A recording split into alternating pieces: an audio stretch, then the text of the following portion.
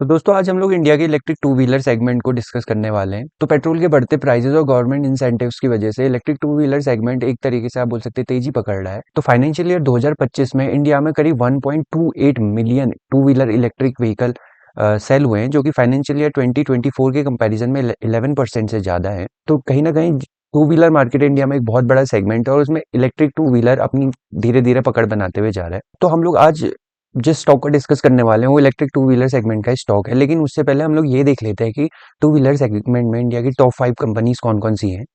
तो आप देखेंगे कि फाइनेंस ईयर 2025 में टीवीएस मोटर कॉर्प ने करीब करीब 3 लाख यूनिट सेल करी हैं टू व्हीलर्स की, और उनका मार्केट शेयर है करीब करीब 29% का। सेम टाइम पर आप देखेंगे कि बजाज ऑटो ने 2025 में करीब करीब 2,70,000 यूनिट के आसपास सेल करी है, और उनका market share two wheeler segment electric two wheeler segment का करीब करीब 21% है। और थर्ड नंबर पे आता है एथर एनर्जी, जिन्होंने करी है करीब करीब 2 लाख के आसपास इलेक्ट्रिक टू व्हीलर सेल। और चौथे और पांचवें नंबर पर आता है ओला, जिसने 2025 में करीब 2 लाख के आसपास इलेक्ट्रिक टू व्हीलर सेल करी है। और लास्ट नंबर पे आता है हीरो मोटोकॉर्प। तो हीरो मोटोकॉर्प ने जो इलेक्ट्रिक टू व्हीलर सेल करी है वो करीब करीब 1,10,000 के आसपास है। तो ये top 5 electric two wheeler companies है इंडिया की। तो आप इनमें से देखेंगे जो हमारी बजाज और टीवीएस है, तो उनका इलेक्ट्रिक टू व्हीलर का सेगमेंट उनके मेन जो टू व्हीलर सेगमेंट है उसके साथ जुड़ा हुआ है। तो उनके टू व्हीलर सेगमेंट की वजह से उनके प्राइस पे और उनकी कंपनी पे क्या अभी इंपैक्ट आ रहा है, वो उनके प्राइस चार्ट पे कैसे रिफ्लेक्ट होगा, उसको समझना थोड़ा मुश्किल है। तो अभी के लिए हम लोग टीवीएस और बजाज को स्किप कर देते हैं, और इस लिस्ट से हमारे एक और नाम स्किप हो जाता है, जो कि है हमारा हीरो मोटोकॉर्प। और हीरो मोटोकॉर्प को स्किप करने का दूसरा एक और रीजन भी है, वो हम लोग बाद में डिस्कस करेंगे। तो हमारे पास कुल मिला के दो कंपनीज बचती हैं टॉप 5 में से। पहली कंपनी एथर एनर्जी और दूसरी कंपनी है ओला। ओला का मार्केट शेयर जहां 2023 में करीब करीब 31% था, वही मार्केट शेयर 2024 में 35 हो गया, और अभी वही मार्केट शेयर ड्रॉप होके करीब करीब 15% के आसपास हो गया। और सेम टाइम पे देखेंगे जहां उन्होंने 2024 में करीब 4 लाख के आसपास यूनिट सेल करी थी इलेक्ट्रिक टू व्हीलर की, वही उनकी सेल करीब 1,99,000 के आसपास हो गई। तो यहाँ पर देखिएगा कि उनका जो इलेक्ट्रिक टू व्हीलर सेगमेंट है उसमें 51% के आसपास का ड्रॉप आया है। और सेम टाइम पर हम लोग देखेंगे कि जहां पर एथर एनर्जी ने 2024 में 1,25,000 यूनिट्स के आसपास सेल करी थी, वही यूनिट्स अभी 2025 में बढ़ के हो गए 2 लाख के आसपास। तो इनके जो सेल्स है उनमें 59% किससे आ पाया है, और इनका मार्केट शेयर 11% से बढ़ के हो गया करीब करीब 16% के आसपास। तो अभी जो हमारे पास दो नई कंपनी जो इस इलेक्ट्रिक टू व्हीलर सेगमेंट में उभर के आ रही है, उनका नाम है ओला और एथर। उनमें से हमको दिख रहा है कि सेल्स के अकॉर्डिंग और ग्रोथ के अकॉर्डिंग और मार्केट शेयर के अकॉर्डिंग हमको ये दिख रहा है कि यहाँ पर क्या हो रहा है, एथर एनर्जी ओला के कंपैरिजन में बेहतर परफॉर्म कर रही है। तो आज हम लोग एथर एनर्जी के शेयर को चेक करने की कोशिश करेंगे और देखेंगे कि उनकी कंपनी में क्या क्या चेंजेस आ रहे हैं। तो ये एथर एनर्जी की वेबसाइट है। तो एथर एनर्जी की वेबसाइट में जाके हमको दिख रहा है कि एथर की बेसिकली दो तरीके की बाइक्स हैं, जिनमें से एथर 450 है, जो कि आप बोल सकते हैं कि इन्होंने स्पेशल फीचर्स के साथ लेस करा हुआ है। दूसरा है एथर रेडजा, जो इन्होंने क्या करा है, जनरल पब्लिक को टारगेट करने के लिए बनाई हुई है। तो अब एथर की खासियत ये है कि ये लोग क्या करते हैं, अपनी अपनी जो बाइक्स हैं उनको दूसरे डीलरशिप को बेचने के लिए नहीं देते। इन्होंने क्या करा हुआ, अपने खुद के एथर एक्सपीरियंस सेंटर खोले हुए हैं, जहाँ पर ये आपको एथर की टू व्हीलर की ड्राइव का एक्सपीरियंस कराते हैं। एथर से जुड़ी हुई सारी टेक्नोलॉजी से आपको इंट्रोड्यूस कराते हैं। एथर में लगने वाली बैटरीज, एथर में लगने वाले जो भी कंपोनेंट है वो आपको सामने दिखाया जाता है। तो इससे क्या होता है, लोगों का एथर पे एक भरोसा बढ़ रहा है, जिसकी वजह से एथर की क्या हो रहा है, रीच हमको बढ़ते हुए दिख रही है। तो ये एक तरीके से direct to customer experience centre की तरह काम कर रहे हैं। तो ये एथर की अपनी एक स्पेशलिटी है। उसके बाद एथर ने अपने बिजनेस मॉडल में दूसरा एक चीज इंट्रोड्यूस करी है, जिसको आप लोग बोल सकते हैं सब्सक्रिप्शन मॉडल। ऐसा नहीं है कि आपने एक बार इलेक्ट्रिक व्हीकल बेच दिया और उसके बाद आपका उससे कोई लेना देना नहीं है। तो एथर ने क्या करा हुआ है, अपने जो भी एथर के स्कूटर्स हैं उनमें ई सिम इंट्रोड्यूस करा है, और वो एंड्रॉइड सिस्टम से लैस हैं। तो अगर आप इसमें एडवांस फीचर चाहते हैं, जैसे कि आप लोग गूगल मैप से डायरेक्ट इंटरेक्ट होना चाहते हैं, या आप अपनी लोकेशन को अपडेट करना चाहते हैं, तरह तरह की दूसरी चीजें, तो आप लोग क्या कर सकते हैं, एथर स्क्रीन पे वो सारी चीजें देख सकते हैं। लेकिन उसके लिए आपको क्या करना होता है, एथर का सब्सक्रिप्शन पैक लेना होता है, जिससे क्या होता है, आपको वो सारी चीजें मिल जाती हैं। तो इस चीज का फायदा ये होता है कि एथर का जहां पर आपने क्या होता है, मेन बिजनेस जो उनका स्कूटर सेलिंग बिजनेस है, उससे हो सकता है कि उनको उससे उनका ऑपरेटिंग प्रॉफिट मार्जिन उतना नहीं निकल के आता है जितना उनका सॉफ्टवेयर बिजनेस है, या हम लोग बोल सकते हैं जो उनको सब्सक्रिप्शन बेस्ड मॉडल से मार्जिन निकल के आ रहा है। तो आप देखेंगे इसके अलावा एथर ने डिफरेंट डिफरेंट एक्सेसरीज भी अपने इंट्रोड्यूस कर दी हैं, जिसमें आप देखेंगे एथर के स्मार्ट हेलमेट्स हैं, जो एथर की स्कूटी से डायरेक्ट कनेक्ट हो जाते हैं। इसके अलावा एथर की एक्सेसरीज भी हैं, 450 के लिए डिफरेंट एक्सेसरीज हैं, रिट्जा के लिए अलग एक्सेसरीज हैं। तो एक तरीके से एथर पूरा इकोसिस्टम प्रोवाइड करा रहा है, जिससे आप एक तरीके से एथर फैमिली का एक हिस्सा बन जाए और उनको आपसे कंटिन्यू रेवेन्यू जनरेट होता रहे। अब इसके बाद आप देखेंगे कि एथर ने क्या करा है, एक नया स्मार्ट मूव और खेला है। तो इन्होंने क्या करा है, अपनी बैटरीज निकाली हैं, और ये बैटरीज ये क्या करते हैं, सब्सक्रिप्शन मॉडल में देते हैं।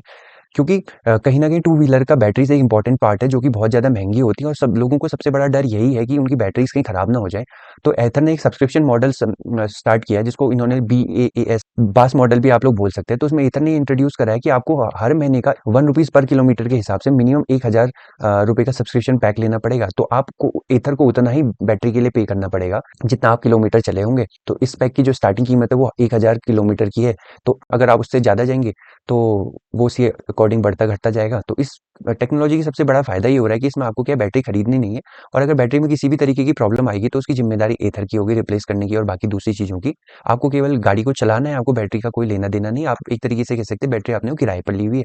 तो ये एथर का बहुत स्मार्ट मूव है जिसकी वजह से क्या हो रहा है कि बैटरी टेक्नोलॉजी से सबसे डाउटफुल कंपोनेंट कहीं न कहीं अभी भी इलेक्ट्रिक व्हीकल का निकल के आ रहा है, जिसमें लोगों को भरोसा नहीं हो रहा है, वो कंपोनेंट निकल के आ रहा है। तो एथर उसमें एक स्मार्ट मूव खेलता हुआ हमको दिख रहा है। इसके बाद आप लोग देखेंगे क्या एथर ने क्या करा है, एथर ने अपने खुद के चार्जिंग स्टेशंस खोल दिए हैं और करीब-करीब इंडिया में लगभग इन्होंने अभी तक 5900 से ज़्यादा चार्जिंग स्टेशंस खोल दिए हैं, जिससे लोगों को ये भरोसा होता है कि हाँ, हम लोग कहीं भी जाएँगे तो हमको चार्जर एथर के चार्जिंग स्टेशन मिल जाएँगे। तो आप लोगों को इस ग्रिड में जो भी ये ग्रीन डॉटेड एरियाज़ दिखेंगे, तो इसमें क्या है ये सारी ज़ोन्स पे आपको एथर के चार्जिंग स्टेशन मिल जाएँगे। तो इससे कहीं न कहीं लोगों को एक रिलायबिलिटी रहती है कि अगर उनको बीच रास्ते में भी अपनी स्कूटीज़ को या अपने एथर के चीज़ों को चार्ज करना पड़े, तो वो क्या होगा उनको आसानी से चार्जिंग स्टेशन मिल जाएगा। तो ईथर ने स्टार्ट में ये मॉडल अपनी स्कूटीज़ की सेल्स को इंक्रीज़ करने के लिए स्टार्ट किया था, लेकिन अब यही मॉडल इनके लिए बहुत पावरफुल मॉडल की तरह काम कर रहा है, जो उनकी सेल्स को इंक्रीज़ करने में एक मेजर रोल प्ले कर रहा है। और जैसे-जैसे ये नेटवर्क बढ़ेगा, वैसे-वैसे क्या होगा, ईथर पर लोगों का भरोसा बढ़ते जाएगा क्योंकि ईथर ही एक ऐसी कंपनी है जो टू व्हीलर सेगमेंट में इस तरीके की चीज़ें हमको करती हुई दिख रही है, जहाँ पर हमको इलेक्ट्रिक टू व्हीलर के लिए कंपनी के ऑथराइज़्ड चार्जिंग स्टेशंस देखने को मिल रहे हैं। तो ये ईथर का मोटा-मोटा हिसाब था। तो ईथर क्या कर रहा है, केवल इलेक्ट्रिक टू व्हीलर सेल्स पर ही ध्यान नहीं दे रहा, वो पूरा इकोसिस्टम क्रिएट करने की कोशिश कर रहा है। जिससे कस्टमर क्या करे, सारी की सारी चीज़ें उनकी ही यूज़ करने की कोशिश करें, वो किसी भी थर्ड पार्टी पर अपने प्रोडक्ट के लिए भरोसा नहीं कर रहा है। तो ये एक अच्छी बात भी है। जब हम लोग इतनी सारी चीज़ें डिटेल में जान चुके हैं, तो एक बार हम लोग क्या करते हैं, अब ईथर के फाइनेंशियल्स भी चेक कर लेते हैं। तो हर बार की तरह हम लोग फाइनेंशियल चेक करेंगे उनके बेसिक्स के साथ। तो आप लोग देखेंगे कि इनका मार्केट कैप है जो करीब-करीब आप देखेंगे 40,000 करोड़ के आस-पास पहुँचने वाला है। आरओसी इनका नेगेटिव है, आरओई भी इनका नेगेटिव अभी हमको दिखने को मिल रहा है। बुक वैल्यू भी इनकी अभी 67 के आस-पास और फेस वैल्यू इनकी 1 है। तो क्या होता है, जैसे-जैसे कंपनी अगर कोई नई कंपनी है और वो क्या कर रही है, अपनी को कंटिन्यूअसली एक्सपेंड कर रही है, तो एक्सपेंशन का खर्चा ही उनका इतना ज़्यादा हो जाता है कि उनकी जो भी सेल्स होती है, वो उससे ज़्यादा निकल जाता है। तो स्टार्ट में कंपनी को अपनी सेल्स को इंक्रीज़ करना ज़्यादा होता है और फिर धीरे-धीरे जैसे उनकी सेल्स एक स्टेबल लेवल पर पहुँच जाती है, लोगों के बीच उनका भरोसा बढ़ जाता है, तो धीरे-धीरे वो क्या करते हैं, अपने प्रॉफिट मार्जिन को इंक्रीज़ करने लगते हैं। तो यही यहाँ पर हमको ईथर के साथ होने को दिख रहा है। तो हम लोग क्या करेंगे, एक बार इनके क्वार्टरली रिजल्ट में चले जाएँगे और देखेंगे कि इनके क्वार्टरली रिजल्ट में हमको क्या-क्या चेंजेस देखने को मिल रहे हैं। आप देखेंगे कि मार्च 2025 में इन्होंने करीब-करीब 676 करोड़ की सेल करी थी, वही सेल अभी बढ़ के करीब-करीब 1175 मतलब ऑलमोस्ट डबल हो चुकी है। और सेम टाइम पे जहाँ इनका operating profit negative sign -172 CR का था, वही अभी नेगेटिव -70 के आसपास पहुँचा है। तो अभी तो इनका प्रॉफिट आप देखेंगे नेगेटिव साइड है, लेकिन उन्होंने अपने जो लॉस है उसको करीब-करीब क्वार्टर एंड क्वार्टर बेसिस पे 100 करोड़ से रिड्यूस कर लिया है। तो इनका जो प्रॉफिट बिफोर टैक्स है वो निकल के आ रहा है -234 सीआर, जो इस बार है -100 सीआर के आसपास। तो इनका जो net profit last year -234 CR के आसपास का था, वही नेट प्रॉफिट इस बार -100 सीआर के आसपास का हमको निकलते हुए आ रहा है। एक बार हम लोग अब इनके प्राइस चार्ट को भी देख लेते हैं, तो ये ईथर का क्या और अभी तक का मैक्सिमम जो भी इनका प्राइस चार्ट अवेलेबल है वो है। तो इसमें आप देखेंगे ईथर ने क्या करा था, आईपीओ होने के बाद एक अच्छा खासा इंक्रीज दिखाया हुआ था और उसके बाद ये क्या करा था, एक तरीके से कंसोलिडेशन जोन में फंस गया था। और जैसे-जैसे ईथर की सेल्स इंप्रूव हो रही हैं और जैसे-जैसे ईथर अपना मार्केट में प्लेस बनाता जा रहा है, प्लस अपने जो लॉसेस है उनको कम करता जा रहा है, ईथर में हमको फिर से एक अपट्रेंड देखने को मिल रहा है। तो ये ईथर का चार्ट है, अभी बहुत बड़ा चार्ट हमारे पास अवेलेबल नहीं है, लेकिन ईथर का चार्ट अभी कंप्लीट स्पेकुलेशन में डिपेंडेंट है, क्योंकि जैसे-जैसे अपने आप लॉसेस को कम करते जाएँगे, उनके चार्ट में हमको उसी के हिसाब से मूवमेंट देखने को मिलेगा। तो अब हम लोग क्या करते हैं, इनके ईयरली रिजल्ट पर चले जाते हैं और वहाँ जाके देखते हैं कि इन्होंने ईयरली बेसिस पे कैसे परफॉर्म किया है। तो हम लोग देखेंगे कि जहाँ पर एथर करीब-करीब 2025 में 1700 करोड़ के आसपास की सेल कर रहा था, वही सेल्स अभी बढ़ के इन्होंने 3600 करोड़ के आसपास कर लिया। तो पिछले 2 साल के गैप के अंदर-अंदर इन्होंने अपनी सेल्स को ऑलमोस्ट डबल कर लिया है। और जहाँ पर ऑपरेटिंग प्रॉफिट इनका -685 करोड़ के आसपास होता था, उन्होंने घटा के -400 करोड़ के आसपास ले आए हैं। और ऑपरेटिंग प्रॉफिट मार्जिन जो है, इनका सबसे इंपॉर्टेंट चीज़ हमको देखने की मिल रही है, जो कि -39% था, वही ऑपरेटिंग प्रॉफिट मार्जिन अभी -11% के आसपास पहुँच गई है। मतलब ऑपरेटिंग प्रॉफिट मार्जिन अभी भी नेगेटिव है, लेकिन वो कंटिन्यू इंप्रूव होते जा रहा है। और अगर इसी रफ्तार से बढ़ते रहे, तो हो सकता है कि अगले 2-3 क्वार्टर में इनका प्रॉफिट मार्जिन जो है वो पॉजिटिव साइड भी हमको देखने को मिल सकता है। इसके अलावा इनकी अदर इनकम इस बार आप देखेंगे इन्होंने पॉजिटिव साइड में जनरेट करी है, जो पहले क्या हो रही थी, 2024 में नेगेटिव थी, फिर 50 सीआर की हुई और अभी 146 सीआर की हो रही है। तो उसके अलावा डेप्रिसिएशन आप देखेंगे इनका कंटिन्यूअसली इंक्रीज हो रहा है और इस बार इन्होंने अपने टैक्स को रिड्यूस कर दिया है, जो कि लास्ट ईयर 111 करोड़ था, इस बार वो 82 सीआर के आसपास हमको देखने को मिल रहा है। तो अब इससे हो क्या रहा है, इनका जो नेट प्रॉफिट है जो 2024 में करीब-करीब 1000 माइनस 1000 करोड़ के आसपास रहता था, वो इन्होंने करीब-करीब हाफ कर लिया, तो माइनस 517 सीआर के आसपास पहुँच गया है। तो मैं जो चीज़ बोल रहा हूँ कि ईथर कहीं न कहीं कंप्लीट स्पेकुलेशन पर चल रही है, वो इसीलिए क्योंकि अपना जो लॉस है उसको कंटिन्यू रिड्यूस करते जा रही है, और कहीं न कहीं जैसे-जैसे इनकी सेल्स इंक्रीज़ होंगी तो उसी के साथ-साथ इनका ऑपरेटिंग प्रॉफिट मार्जिन भी बनेगा, और उसी के साथ-साथ हो सकता है कि ये लोग क्या करें, नेट पॉजिटिव कंपनी की ओर भी हम लोगों को बढ़ते हुए दिख सकते हैं। तो इसी स्पेकुलेशन की वजह से ईथर का शेयर अभी हमको चलते हुए दिख रहा है। तो अब हम लोगों ने इसका ओला को क्यों स्किप किया और ईथर को क्यों लिया, उसका रीज़न भी हम लोग यहीं पर देख लेते हैं। तो हम लोग क्या करेंगे, एक बार इनकी पीयर कंपनीज़ में चले जाएँगे और वहाँ पर हम लोगों को ओला का शेयर भी देखने को मिलेगा।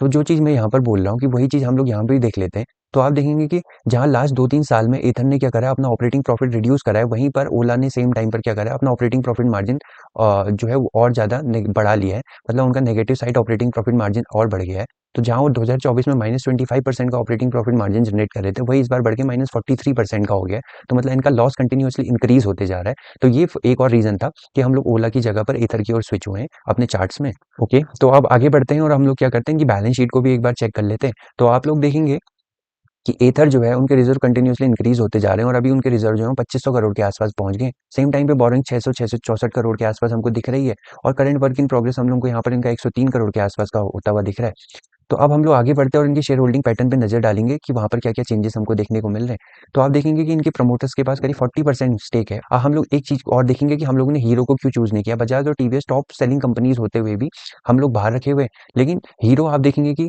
जहाँ पर वैसे तो टू व्हीलर सेगमेंट का बहुत बड़ा नाम है, लेकिन वो आप देखेंगे कि टॉप 5th नंबर पर है। तो उसका रीजन आपको एथर की प्रमोटर होल्डिंग में देखने को मिलेगा। तो आपको दिखेगा कि जो एथर के प्रमोटर्स है उनमें सबसे बड़ा नाम हीरो का ही है। तो हीरो मोटोकॉर्प एथर के करीब-करीब 30% के शेयर होल्ड किए हुए हैं, जिसकी वजह से वो क्या कर रहा है, एक तरीके से इनडायरेक्टली ईवी सेगमेंट में अपने आप को रिप्रेजेंट कर ही रहा है। तो ये एक चीज़ हमको और देखने को मिल रही है।